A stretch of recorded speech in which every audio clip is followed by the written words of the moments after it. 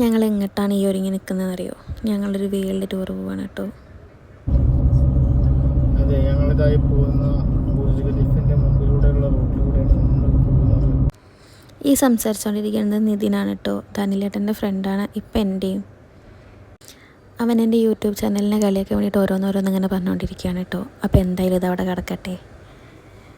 അപ്പോൾ നമ്മൾ എവിടെ പറഞ്ഞു നിർത്തിയേ? നമ്മളിന്നൊരു വേൾഡ് ടൂർ പോവുകയാണെന്നല്ലേ. ഇപ്പോൾ ദുബായിലുള്ളവർക്കൊക്കെ കാര്യം മനസ്സിലായിട്ടുണ്ടാവും. കാരണം 132 രാജ്യങ്ങളുടെ കൾച്ചറൽ ഡെസ്റ്റിനേഷനാണ് ഗ്ലോബൽ വില്ലേജ്. ദുബായ് കാണാൻ എന്തൊരു ഭംഗിയാണല്ലേ. പല സിനിമകളിലും പല ആളുകളും പറഞ്ഞിട്ടില്ലേ, ഒരു പ്രതീക്ഷകളുടെ ഒരു നഗരമാണ് ദുബായ് എന്ന്. അത് കറക്റ്റാണല്ലേ. അങ്ങനെ ഫൈനലി നമ്മൾ ഗ്ലോബൽ വില്ലേജിലേക്ക് എത്തി ഗൈസ്. ഇതുവരെയും ഗ്ലോബൽ വില്ലേജിൽ പോയിട്ട് ഞാൻ ഇതുവരെ ഫുൾ അത് കണ്ടു തീർത്തിട്ടില്ല. വേറെ ഒന്നും കൊണ്ടല്ല കേട്ടോ, നടക്കാനുള്ള മടി കൊണ്ട് തന്നെയാണ്. എപ്പോൾ പോയാലും ഞാനൊന്ന് ഇന്ത്യയിൽ കയറി നോക്കട്ടാ.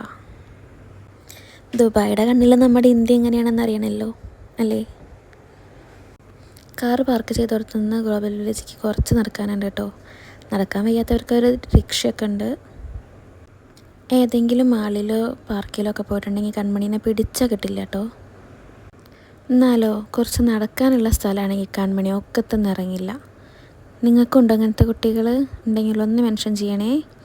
അങ്ങനെ നമ്മൾ ഗ്ലോബൽ വില്ലേജിലേക്ക് എത്തി. നമുക്ക് ടിക്കറ്റൊക്കെ കിട്ടിയിട്ടാ. 30 ദിർഹംസാണ് കേട്ടോ ഒരാൾക്കുള്ള ടിക്കറ്റിൻ്റെ റേറ്റ്.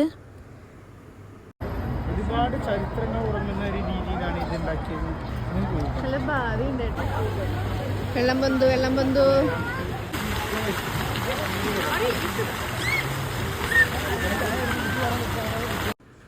ഇത് എൻ്റെ ബെസ്റ്റ് ഫ്രണ്ടാണ് കേട്ടോ. പേര് നന്ദന.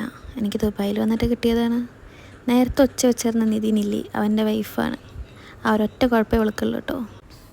പിന്നെ ഏറെക്കുറെ ഞങ്ങൾ രണ്ടാളും സെയിം വൈബാണ്. ഇതെൻ്റെ പുതിയ പാവാടയാണ്, അതിൻ്റെയാണ് ആ പട്ടി ഷോ. വെറൈറ്റി ഫുഡൊക്കെ ടേസ്റ്റ് ചെയ്യാൻ ഇഷ്ടമുള്ളവർക്ക് പറ്റിയ സ്പോട്ടാണ് കേട്ടോ ഗ്ലോബൽ വില്ലേജ്.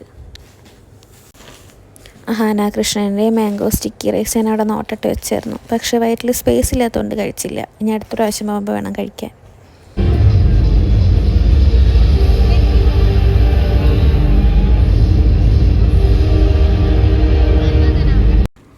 കൺമണീനൊക്കെ തിന്നിറക്കാൻ വേണ്ടിയിട്ട് ഞങ്ങൾ ലാസ്റ്റ് ഒരു ബബിൾസ് വാങ്ങിക്കൊടുത്തു കേട്ടോ.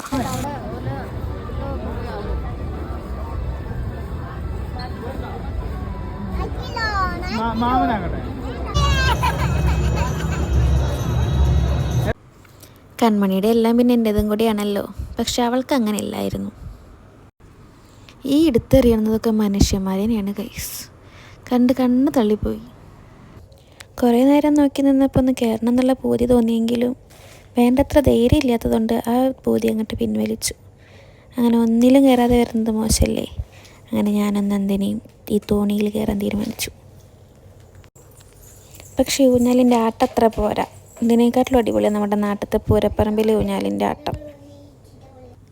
ഞങ്ങൾ കയറിയ തോണിയിൽ കുട്ടികളെ കയറ്റില്ല കേട്ടോ. അപ്പോൾ അതിന് വേണ്ടിയിട്ട് കൺമണി ഭയങ്കര കരച്ചിലായിരുന്നു.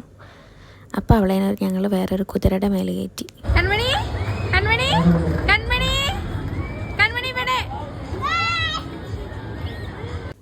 പിന്നെ ഞങ്ങൾ കുറച്ച് വെടിക്കെട്ടും കണ്ട് കുറച്ച് നേരം സ്റ്റേജ് ഷോയും കണ്ട് തിരിച്ചു പോകാം. അപ്പോൾ അത്രയേ ഉള്ളൂ. ബായ്.